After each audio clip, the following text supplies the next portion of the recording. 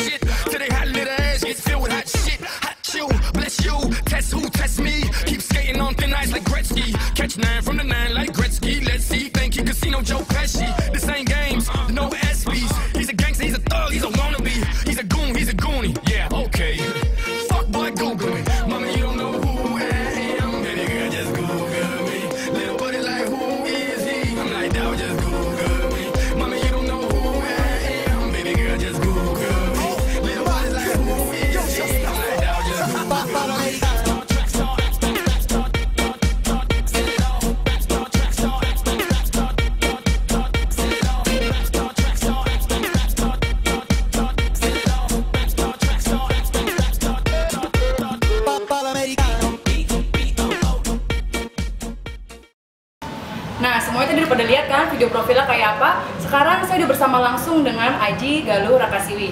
Nah, siapa sih dia sebenarnya dan apa hubungannya sama gelas-gelas yang tadi udah dimainin? Nah, sekarang kita langsung aja kenalan sama orangnya langsung ya. Apa kabar Mas Aji? Baik. Mau dipanggil Mas, Kakak, atau apa Aji aja nih? Aji aja. Aji aja. Nah, Aji lagi sibuk apa nih sekarang? Sibuk ngajar sama ngelatih aja. Sebenarnya tadi di video tadi itu apa sih, permainan, apa olahraga, apa cuma hobi atau gimana tuh? Tadi itu sports training olahraga permainan. Oh, olahraga permainan. Itu asalnya dari negara mana ya? Asalnya dari Amerika. Oh, dari Amerika. Dari Amerika. Aji sendiri tahu apa olahraga itu dari mana asal? Dari mana gitu taunya? Dari sumbernya dari apa? Dari temen? Apa emang lihat dari orang Amerikanya langsung main di video YouTube atau gimana? Dulu tahun 2009 dibuka seleksi untuk pelatih Indonesia sports taking. Jadi awalnya masuk sports taking ke Indonesia tahun 2009 untuk sosialisasi ke sekolah-sekolah di Indonesia. Begitu. Terus sejak kapan nih Aji menggeluti sports taking sendiri? Tahun 2009 pertama kali olahraga masuk ke Indonesia, saya langsung menggelutinya. Nah, dari awal Aji ikut sport taking ini, apa sih yang membuat Aji tertarik dengan olahraga ini? Sebenarnya simpel, karena nyusun gelasnya aja dengan begitu cepat, itu yang membuat orang penasaran. Kenapa sih dia bisa nyusun secepat itu? Tapi itu lucu banget ya, bisa cepet gitu geraknya tuh, bisa aduh lihai banget ya pokoknya, bikin penasaran orang belajar kayak gimana gitu kan. Nah, terus dengar-dengar nih Aji sendiri sebagai founder Indonesia Sport Taking, apakah benar tuh? Iya, betul. Itu keren loh, itu keren. Kok bisa sih jadi founder Indonesia Sport Taking gitu? Ya, jadi awalnya pada tahun 2009 itu sulit untuk mengembangkan olahraga yang cuma untuk kejuaraan aja, tapi taking itu seperti mati, udah seperti di situ aja, nggak berjalan lagi. Jadi untuk menggerakkannya dibuka pelan-pelan untuk komunitas, jadi komunitas itu menyebarkan sport taking di Jakarta dulu pertama, baru ke Bandung dan sekitarnya. Oh, sempat mati ya? Dari sempat matinya itu, awal dibangunnya itu sejak kapan? Dibangun pada tahun 2011. 2011 ya? Berarti 2 tahun setelah Aji menggeluti sport taking ya? Iya. Dari tahun 2009. Nah, bagaimana awal mula yang ngebentuk, Aji tuh bisa ngebentuk salah satu komunitas gitu loh, jadi ketuanya lagi gitu kan? Gimana sih caranya biar bisa ngebentuk salah satu komunitas, apalagi yang baru dan pernah mati gitu di Indonesia ini? Berawal dari skripsi sih, tugas akhir. Jadi mengambil penelitian tentang sports taking, saya datang ke sekolah-sekolah dan dari situ sudah banyak banget orang-orang yang tertarik dengan sports taking. Jadi awalnya dimulai dengan berkumpul-kumpul, kemudian kita buat komunitas dari kecil-kecil, kemudian sampai sekarang. Nah, kalau sekarang ini kan udah berarti udah berjalan 2011, 2012, 2013, 2014, 4 tahun ya, hampir 4 tahun. Iya kan? Nah, itu anggotanya itu diambil dari mana aja tuh kira-kira? Apa mereka daftar atau Aji nyari sendiri? Apa dari video terus mereka langsung kirim email atau gimana? Sebenarnya kalau misalnya untuk menjadi anggota itu gampang, emang yang penting mau untuk stakingnya, suka sama sport staking tanpa ada registrasi segala macam, itu sudah jadi anggota sebenarnya. Yang penting dia suka sama sport staking, bisa gabung sama kita main, itu sudah jadi anggota. Kalau udah jadi anggotanya gitu ada ID-nya khusus gitu nggak, atau apa panggilan khusus untuk komunitas sport staking Indonesia ini? Untuk panggilan untuk pemain sport staking itu staker, biasanya disebut staker. Kalau untuk anggotanya ada kriteria usia, umur, jenis kelamin, ada harus tua apa emang harus dimulai dari kecil gitu, bisa lihai banget gitu kan? Kalau saya sih susah gitu kan, tangannya harus cepet banget gitu soalnya beda kata di video profilnya. Iya, kalau misalnya untuk anggota sih tidak ada batasan umur, tapi di komunitas kita itu dari anak umur 6 tahun sampai yang sudah tua itu ada anak dari anak umur 4 tahun kita sudah sosialisasi ke sport staking dengan manfaat-manfaatnya segala macam, orang tuanya setuju bergabung sama kita. Dan untuk yang lebih tua biasanya seperti guru-guru, jadi mereka sosialisasi ke sekolah-sekolahnya segala macam, dia sudah bergabung sama kita.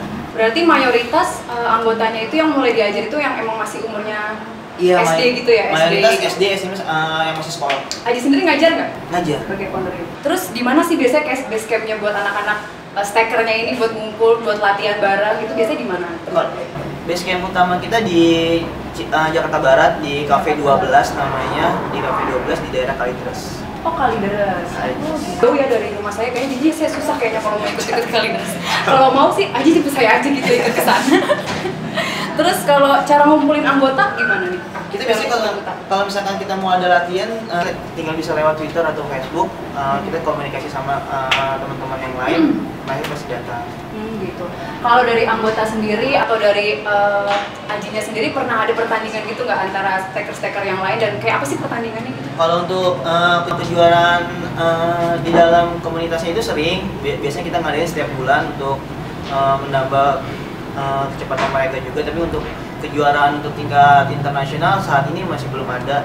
Nah, terakhir pada tahun 2011 saya membuat 2 rekor dunia aja. Oh gitu, kalau gitu boleh ya kita lihat sekarang rekor dunianya Aji kayak gimana, langsung aja kita lihat videonya.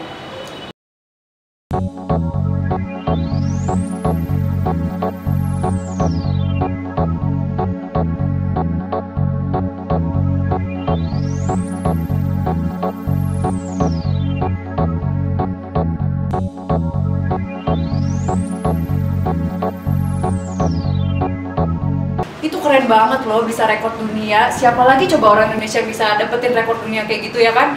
Nah, itu rekornya itu tahun berapa sih Aji dapetinnya? Rekornya tahun 2011. 2011. Nah, itu sampai sekarang masih Aji yang bertahan nih megang rekor itu? Iya, sampai sekarang saya bikin 2 world record dan judulnya masih saya. Wah, keren ya, bisa kita kasih applause loh pemirsa, keren banget ini. Nah, terakhir, ada nggak sih pesan-pesan Aji buat olahraga di Indonesia, khususnya sport taking, sama pemuda-pemuda nih buat bisa lebih berkarya lagi dengan hal-hal yang baru dan mengembangkan hal itu seperti Aji sendiri? Sebenarnya kalau misalnya untuk pesannya, semoga sport staking ini bisa lebih berkembang, karena sampai saat ini sport staking di Indonesia itu masih seperti dianggap sebelah mata, karena susah banget sosialisasi kita di Indonesia. Kita sudah masuk ke badan olahraga di Indonesia tapi masih tidak dianggap, karena tapi padahal manfaat sport staking itu luar biasa, karena dari di luar sana sport staking itu dijadikan program latihan. Jadi anak umur 1 tahun, 2 tahun sudah dijadikan program latihan. Kebanyakan kan kalau olahraga mereka cuma menggunakan 1 tangan. Jadi misalkan bulu tangkis, mereka menggunakan 1 tangan yang bergerak otak kiri. Tapi kalau misalnya kita pakai tangan kiri, otak kanan yang bergerak. Dengan sport staking kita bisa memakai kedua belah tangan, dan perkembangan otak kanan otak kiri, keseimbangannya juga itu bisa lebih bagus. Karena di Amerika juga diteliti, ada 2 kelompok belajar di kelas, dibagi menjadi 2. Yang satu belajar seperti biasa, yang satunya lagi setelah belajar dikasih sport staking selama 10 menit. Selama 10 menit itu dilakukan selama 3 bulan. Dan itu perkembangan akademik, nilai akademiknya yang lebih bagus, yang meningkat gitu ya, yang lebih sport taking. Kalau harapan khusus untuk sport taking sendiri nih buat Aji apa gitu? Indonesia khususnya, di Indonesia dulu. Semoga bisa berkembang aja sih, intinya itu aja. Oke deh kalau gitu. Makasih banyak Mas Aji buat kedatangannya. Semoga sport takingnya terus maju dan sukses terus untuk karirnya ke depan. Amin, terima kasih. Nah, dari perbincangan kita tadi dapat kita simpulkan kan kalau yang muda juga bisa berkarya, yang muda yang berkreasi. Saya Faradina Nurrahmawati undur diri dari hadapan Anda. Tetap saksikan Bukan Bincang Biasa dengan tema menarik lainnya di hari dan jam yang sama. Untuk menutup, kita saksikan langsung perform dari Kak Aji Galuh Rakasiwi.